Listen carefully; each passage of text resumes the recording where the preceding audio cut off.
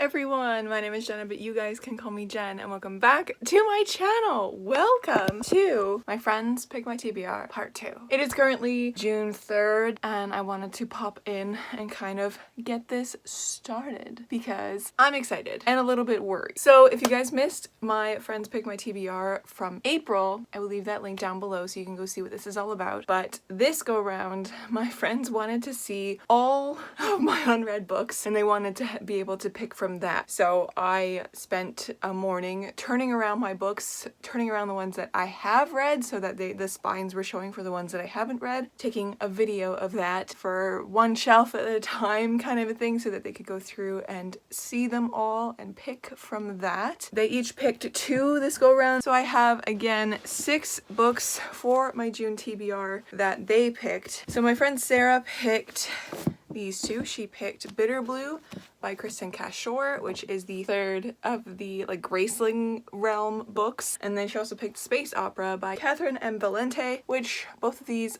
have been on my radar for a while, so I'm excited to read these. And then my friend Sophie picked these 2, which was a little bit surprising. So Sophie picked The Little Paris Bookshop, which was on my TBR for reading books about books, and I didn't end up getting to it. And she actually bought me this one for Christmas a few years ago, so I'm excited to get into this and like kind of enjoy it. And I feel like it would be a good summer read, which is perfect because it's June. And then she also picked Anne of Avonlea, which is the 2nd Anne of Green Gables book because I've only ever read the first one. I'm low-key excited about this. These 2 feel like they're going to be good palette cleansers from the sci-fi and the fantasy and one that's coming up. And Yeleni picked these 2. So she originally had picked 2 C.S. Lewis books, Prince Caspian and the next one, but then she saw The Book Thief on my TBR and she was like, oh no, you're gonna be reading The Book Thief and Prince Caspian. So these 2 I'm a little worried about. This one not so much because the audiobook is like not gonna even take me 3 hours to get through. This one, I'm scared. I'm scared to be hurt with this one. I've had it on my TBR for so long. So really a lot of these are like TBR vets, this one especially. But yeah, those are the 6 books that I plan on reading in this video. I am very excited about it. I don't know when I'm exactly going to start because I'm currently in the middle of The Wolf of Oren-Yaro still. So I think once I'm done that, I will pick up one of these. So I hope you're excited for another My Friends Choose My TBR, and I will catch you a little later when I start reading. Hello friends, it's been a while. I wanted to pop in and let you guys know that it is officially June 11th. It is a day after all my audiobooks have become available on Script. I put it up to Instagram with a poll with all the 6 books for this video and said, hey, which one should I read first? And it was like a 3-way tie between The Book Thief, Bitter Blue, and Space Opera. So then I put that up again today and it's been a few hours and The Book Thief is the first one. And I gotta be entirely honest with you guys, I was planning on reading this one last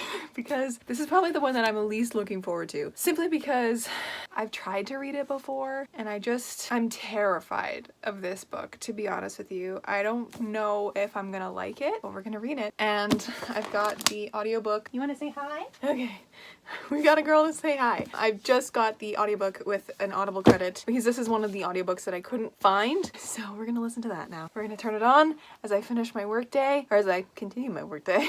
and we're gonna start off this video with that one. Hi guys, it's now a little later and I am on page 268. I think that's what that says. Those page numbers are really hard to read. I love this book. Why did I like not want to read it? Guys, I was like gonna unhaul this book so many times. It was always like on the maybe pile. So I just wasn't reading it, and I knew it. I know it's gonna break my soul. I just know it because every word is laced with sadness in this book and it's gonna ruin me. But it's so good. So that's great. If you didn't know, Book Thief is a young adult historical fiction novel about the Second World War from the point of view of death, featuring a little German girl and her life basically between the age of like 10 and right now she's 12, but it's 1941. And so like the war's a thing and they're hiding a Jewish man in their basement. So seeing this all from the point of view of a little German girl is interesting because you you see the fervor that was going through Germany at the time, but it's handled so well. Like there's a few moments where I was like, we're getting close, but then like Death would just kind of comment on the fact that like this whole thing was just an atrocious just tragedy in the most like kind of just not offhand way, but just in a casual way to remind the reader that we're not supposed to be like siding with the Germans at all, obviously, in this book. But it's just so interesting how well and how like delicate it's handled, but also really brutally real it's handled. I don't know. I'm ready for the rest of this book to just destroy me, and I've read so much today. I read all of that today already, and the audiobook is fantastic. The narrator is superb. I can feel this becoming a favorite of the year. All of you are laughing at me right now because of what I said at the beginning of how like I wasn't looking forward to it. Watch it be my favorite of the video. Oh my god. Anyways, friends, I just thought I'd pop in with that little update, and well, you'll see me again when I'm at the end. If I'm ruined, I'm ruined. Hello, my lovely friends. It is now a few days later. I'm not yet finished The Book Thief. I'm about at page like 300 of that one. I needed a break over the weekend from like depressing books though, so I put it down. Today, as I'm sitting here at my desk, I decided to pick up the audiobook for Space Opera by Catherine M. Valente. Oh boy, this book, I don't even know what to think of it because it's just straight up batshit crazy from page one. Just crazy. Like all synapses are firing. It feels like so much is happening all at once. It's basically like if you took Eurovision, gave it weird alien flamingos and a takeover of Earth, shot that full of like acid. That's basically what this is. Like just the prose itself, let me put you down somewhere, is crazy on its own. That's about as much as I can explain. I don't even know what's like really going on. I think it's like Eurovision in space. I think that's how the author pitches it. But anyways, the audiobook is by her husband, and he is doing a fantastic job giving 110% of all his energy into it, which you need to do this book because it's crazy. Because I feel like I'm going to finish it today at the rate that this is going. So I'll let you know how I feel at the end of it, but it feels like I've just been taken on like a acid trip of a ride. I'll update you guys when I'm done this. Okay, guys. I'm here. It is now the next day. I didn't actually get to finish Space Opera last night like I said I was going to, but I finished it just now, and what was this? Like I said before that it was absolutely like as though it was like on acid or something. Like it was just trippy and wordy, and like the plays on words were like wrapping around, and it just had so much going on that like by the end of it my brain was like, I can't handle this anymore. Like it was too weird for me, I think. Like I was enjoying it. It is essentially Eurovision in space. It's a song contest to stop the complete annihilation of Earth, because I guess if they lost the song contest they would have been like completely annihilated or something. Like that's like the way that the galaxy has gotten around wars. I got to the end and there's just like there's a bit with that like a weird space bird is born, and I physically recoiled because of the descriptions. Just the what? When that was happening, because why was the main question. And then I wrote, this is so weird. And then I think I wrote somewhere else, I think this book is too weird for me right near the end. I don't know. This is gonna be one that I'm gonna have to sleep on before I throw it through Cop-Pile. But I went to go and like mark it as finished on Goodreads, and one of the reviews for it was, this book tries too hard. Yes, this book is trying too hard to be weird and goofy and unique. The atmospheric nature of the words for this wasn't atmospheric in a way of like it's setting this space vibes, like it's not like setting us in space. The atmospheric nature of the words is as such to make us feel like we're literally on an acid trip and we are being just tossed around by the occasional neon flamingo bird that can mimic voices. Like I don't if you want to read a sci-fi that's gonna really just mess with your head, this is This is it. Not mess with your head and like make you think kind of a way. Mess with your head that you feel like you've literally been dipped into a 70s disco ball and thrown across the universe. First read of the video done. Wow, that's all I have to say about that one. Hi friends, what's going on? What's going on? I'm popping in with an update because I decided today, during my work day, I was going to start listening to another audiobook. I'm not quite in the mood to finish The Book Thief, so I decided to start one of the other ones. So I picked up Prince Caspian, and I am currently on page 88, so almost halfway through, and it's good so far. I am probably one of the only people in this entire world that like doesn't really have an obsession with Narnia and all of that kind of stuff. I watched the original movie way back in the day and I don't really remember it. The only thing I remember is the Turkish delight that Edmund eats, because that made me want to try Turkish delight. And I read the book for the first time, The Lion, the Witch, and the Wardrobe, recently. I think it was last year. I tried to read it when I was younger and I just couldn't get into it. And again, like, they're simple, they're filled with like religious allegory because it's C.S. Lewis. Yeah, I'm intrigued because I know that people really like the movie Prince Caspian because it's got Ben Barnes in it. So like maybe I'll watch the movie at some point. And I find it interesting that it is framed as like a story told in a story again. Like the original kids from The Lion, the Witch, and the Wardrobe are after they've gone through the events of The Lion, the Witch, and the Wardrobe and then been brought back to the moment when they went through the wardrobe when they were kids after they grew up and became kings and queens and whatever. It's been a year since they've been back in England and they're just about to get on a train when they are whisked away by magic again and brought to the place where they reigned, except their castle is a complete ruin. Like it hasn't been lived in for hundreds of years, and they hear from a dwarf the story of Prince Caspian. So it's interesting, and I'm interested to see how it is framed. I do believe that we're coming to the end of this Caspian story. Yes, I think the next chapter is the end of the Caspian story and we're back with the kids. So I'm intrigued to see how that like links into their storyline again. That's what's up, that's what's new. It's a little bit of a gloomy day, just another work day. Yeah, I always enjoy listening to these kind of audiobooks with like a lovely lady who's got a British accent, who's just like a really good storyteller who's telling the story. So that's pretty fun. Well, friends, just like that, done my work day and done Prince Caspian. The entire time I was sitting listening to it, and I went into the city to pick up some stuff from my piano studio, and I just kept thinking to myself, like, I want this to be more. I want it to be a more fantastical book. I want more depth, and I just kept thinking about how good this would be if I rewrote it and like actually gave it proper character and building, and we got to know this Prince Caspian and all this kind of stuff. So like I'm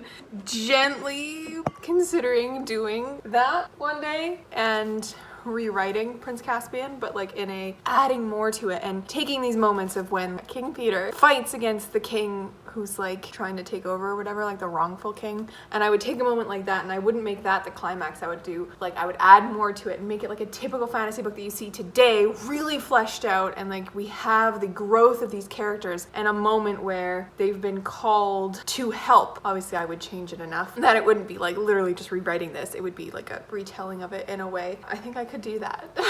So that's what I was thinking the whole time, because Caspian's story was really interesting and you get such a little bit of it. And I think it would be really cool to see that storyline intertwined with the storyline of the kids who were called to help, or the old kings and queens that were called to help from many, many years ago, like pulled from history, and they like have to, their storyline. I think it would be really cool to almost take like Narnia, like The Lion, the Witch, and the Wardrobe, and to put it together with Prince Caspian and like rewrite it that way. So my brain is doing all the things. But yeah, it was fun. And I've never experienced the Prince Caspian story before, so I think it was interesting. I do think Caspian himself was totally like, none of these, that's my one comment when I read these C.S. Lewis books, is that none of the characters feel like characters. They are just caricatures, and they are just like cartoon level kids characters that you see in these books, which makes sense because there's so little available space to craft a character, but also they're kids books from like a long time ago, so you don't really have that character fleshed out. Like they almost feel like the Dick and Jane type of characters that you see in those really old books and like for kids to learn how to read. I don't know, but yeah, that's my thoughts on Prince Caspian. It's done, another book read for this video, so I will catch up with you when I read something else.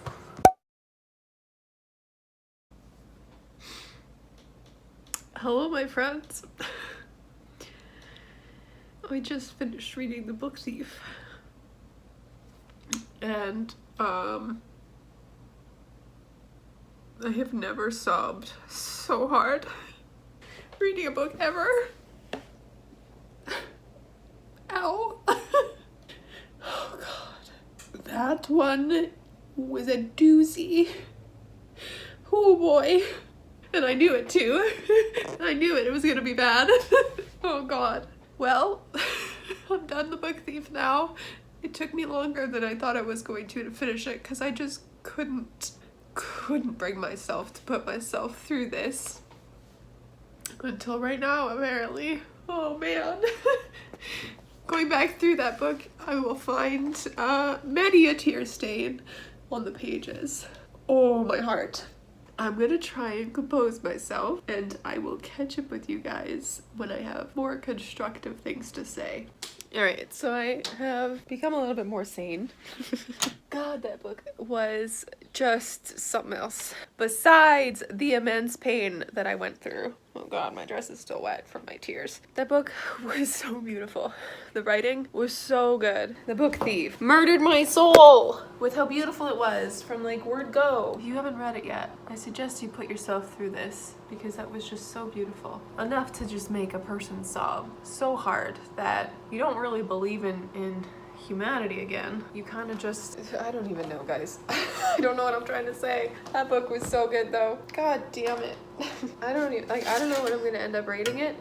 It'll probably be a 5-star though, because usually books that get this reaction out of me get a 5-star. I fell in love with every single one of those characters, and of course Marcus Zusak just had to rip my soul out of my body. So, alright, Book Thief is done. The next 3 books that I have. There is the Bitter Blue book, there's the Little Paris Bookshop, and Anne of Avonlea. So all 3 of them should be definitely more happy than this one. We'll see when I start next. Hello my lovely friends, I'm popping in with a little bit of a reading update because I have not only started 2 books, but I'm a fair ways through one of them. So I started Anne of Avonlea this morning. It is currently June 24th, so we're getting there. I am officially, I believe, 140 some pages in.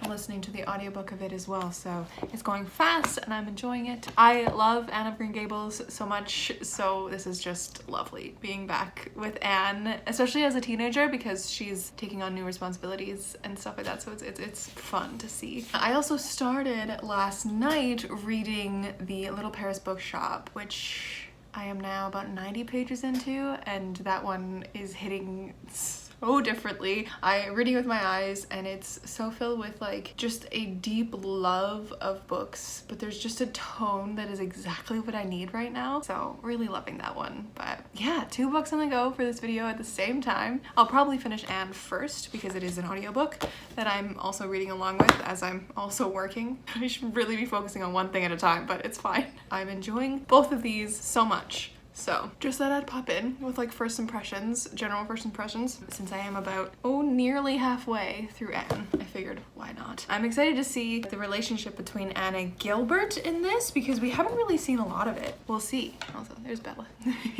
We'll see how this goes, but yeah. Just thought I'd pop in with a little update. Reading is going well. Hopefully I can finish those 2 up fast and then dive into Bitter Blue this weekend and wrap up this video, but I'll catch up with you when I'm done one of these books. Hello friends! It is now the next day, I guess, since I last talked to you, and I finished Anne of Avonlea. I just finished listening to it. I was listening to it as I was going grocery shopping, and I was just enjoying it so much, and oh god, Lucy Maud Montgomery is so good at writing just the most poignant characters and getting right to your soul. Like, it's just so good, and I just absolutely adored it. And I did say at the beginning of this that I couldn't wait to see like Gilbert and her relationship, and this book really wasn't about that at all. This is her, the age of like 16 and 17, so it's about a year and a half, 2 years of her after getting a further education and becoming a teacher, and she teaches in Avonlea, and she like takes care of Marilla, Marilla, and then Marilla and her end up adopting twins, and then it's Anne just making more friends in and around Avonlea with like the older people around,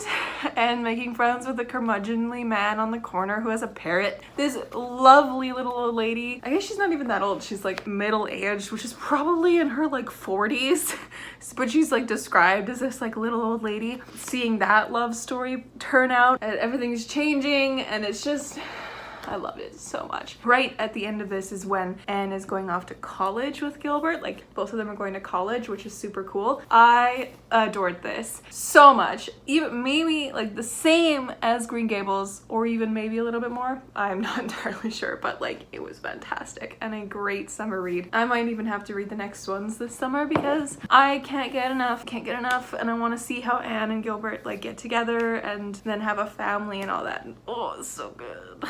Anyways, I'm gonna keep trying to pluck my way through the Little Pears bookshop. I have a fair ways to go. And then last but not least is Bitter Blue. So we're almost to the end, friends. Hello, friend. It has been a while.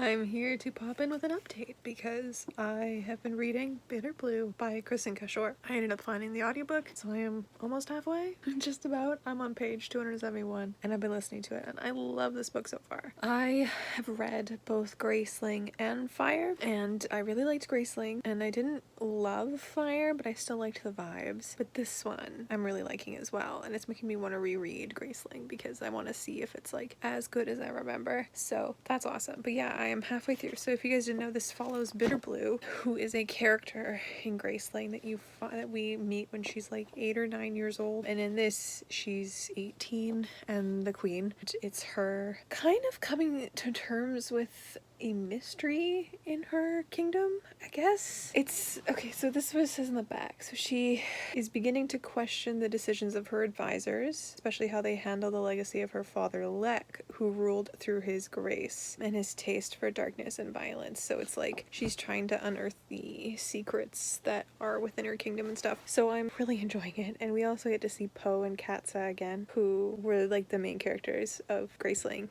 and it's making me very happy. That's what's up. That's what's happening. I have yet to read any more of the Little Pears bookshop, but that is my plan to do for this week. I'm really enjoying this. Kristen Cashore really knows how to write a world, and it's actually making me want to pick up the new one of hers as well, which is Winterkeep. I think that's also a continuation of the Bitter Blue world in some way. That's what I've been doing, and I will update you guys when I am done. Hello, my lovely friends. Good morning. It is literally the next day, and I finished Bitter Blue last night. I just read this whole thing in one day.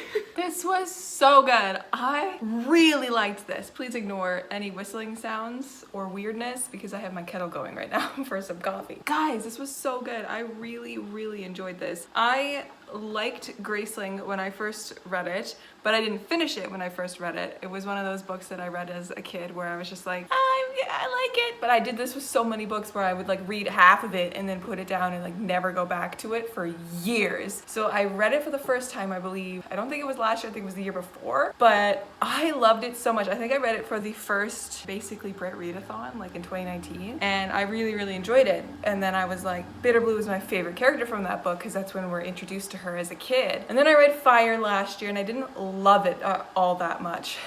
But this was so good.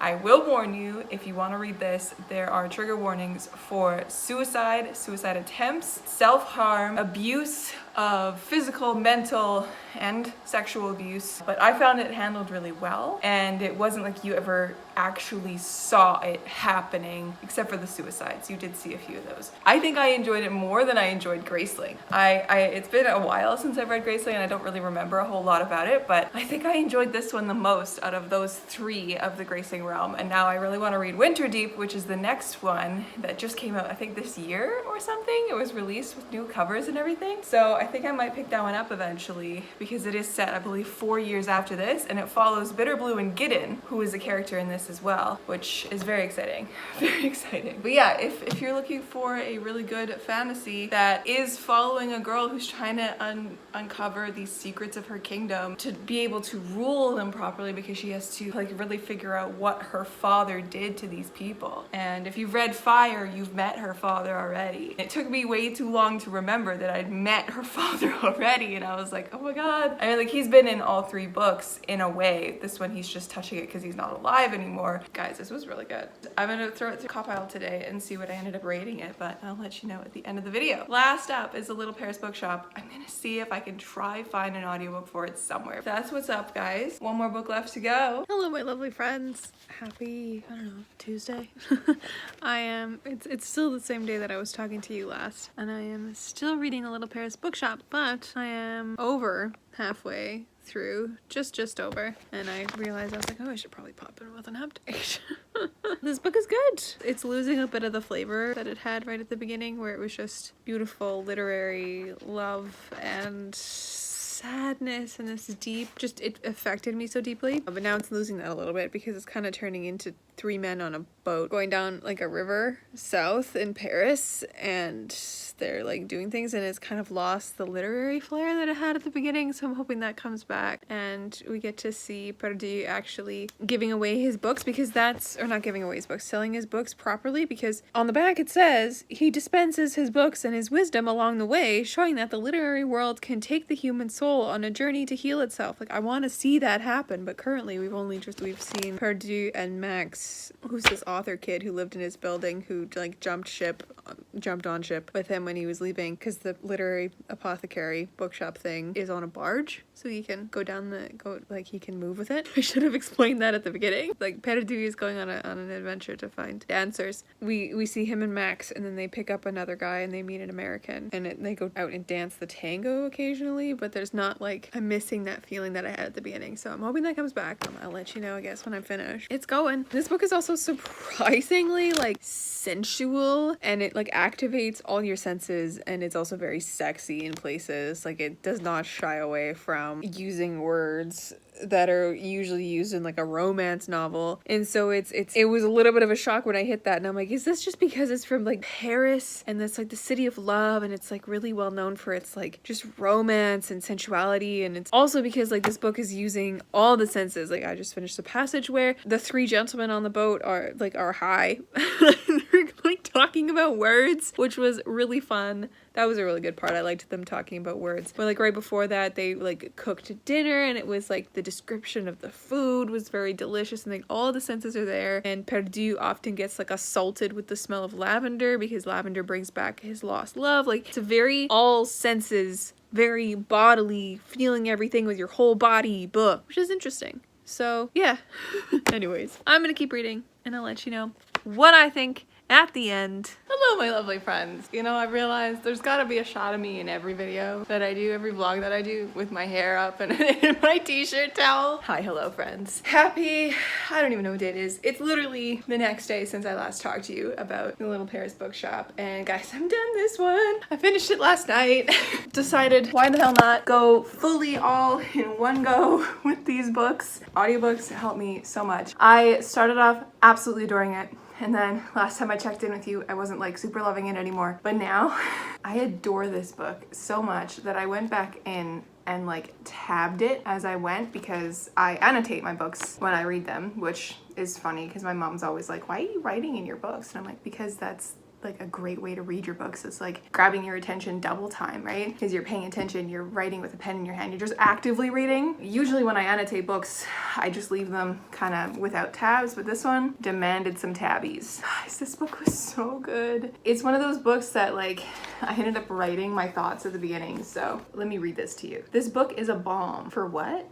I'm not wholly sure. To me, this book feels like something that Monsieur Perdu in this literary apothecary would give somebody as a balm for something, like a B-A-L-M-E. I think that's how you spell it, balm, like a salve, something to comfort in a way. And I don't really know what it would be comforting for, but it's like, I wrote here, maybe I can see a bit into the future needing this as a landing pad. Maybe one day I will need this as a balm to come back to, which is so interesting to me. Right now, this book is making me so desperate for travel because the descriptions in this of Paris and of France just as a whole is so beautiful. What did I said it's tangible and something I can't even quite describe. This book is just delicious. And like I have issues with it, obviously. As I said before, the characters, the men in this are written from a female gaze that makes men into, like all men, into like Byronic romantic heroes. It was an interesting way because it's written from the female gaze, but in a way that made me like, oh my god, these men are just so dramatic. And they describe women either as like they're obsessive things to have or as like disgusting and like kind of almost monstrous. Like their descriptions of women in here are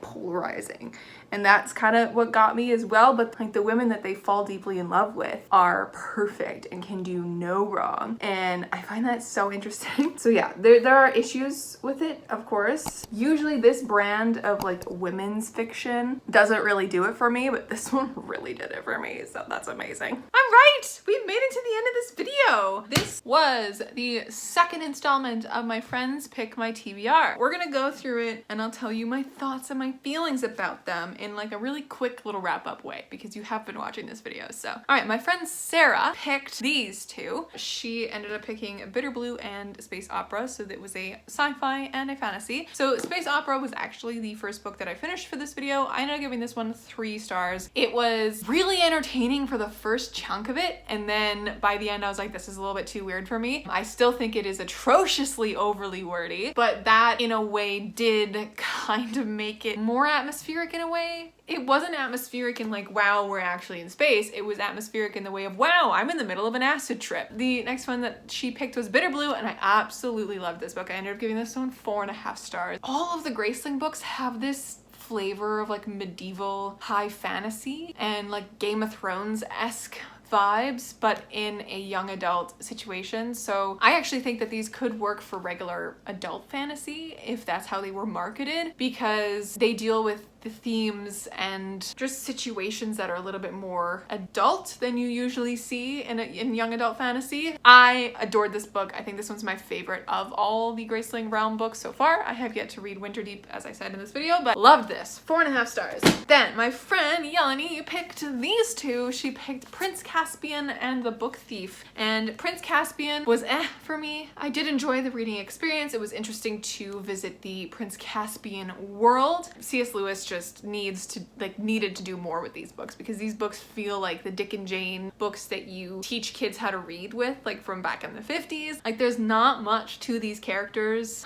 Like they don't even feel like people. Like they're just flat. There's nothing. They're caricatures of what you'd expect to see in a children's fantasy book. And it was fine. I gave this one 2.5 stars because it was very middle of the road for me. It was interesting to finally experience the Prince Caspian narrative. That was really fun. And then The Book Thief. This was the first book I picked up for this video, but not the first book that I finished for this video. It is also the only 5-star of this video and a new favorite book of mine. Oh, this book hit, as you guys well know. Man, I was so scared to read this because I tried to read it before and I was gonna DNF it a bunch of times because I just didn't want to put myself through this intense grief that I knew this was gonna give me. But I gotta remember that those books that hit me so hard are usually my favorite books. Because they hit me so hard, they just trigger all of the emotions. So I just have to suck it up and read them, because obviously I end up loving them. So this one was very, very good. My friend Sophie picked these two. She picked the Little Paris Bookshop and Anne of Avonlea. I liked both of these books a whole heck of a lot. I gave them both 4 stars and enjoyed them for many different reasons.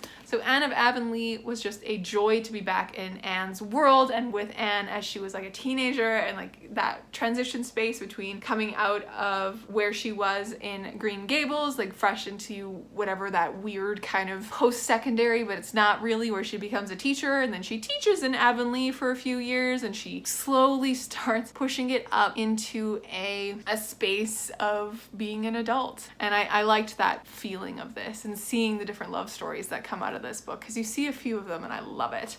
And then then this one I also really enjoyed. I loved it at the beginning because it was a love story to literature, and the language in this is just delicious, and it's so sensual and it's so full body, and all your senses are activated with this book. That's it. This was pretty successful. I didn't hate a single book that I read, and I loved a whole heck of a lot of them. So these ones were all super successes, and these ones were, you know, okay, also still fun to read. So yeah, my friends, that was another installment of my friends pick my TBR. You'll probably see another one soon because I enjoy making these videos. I think that they end up being really interesting and fun to film and do because it allows my friends to take the reins and help me finish my unreasonably long TBR that I have, you know?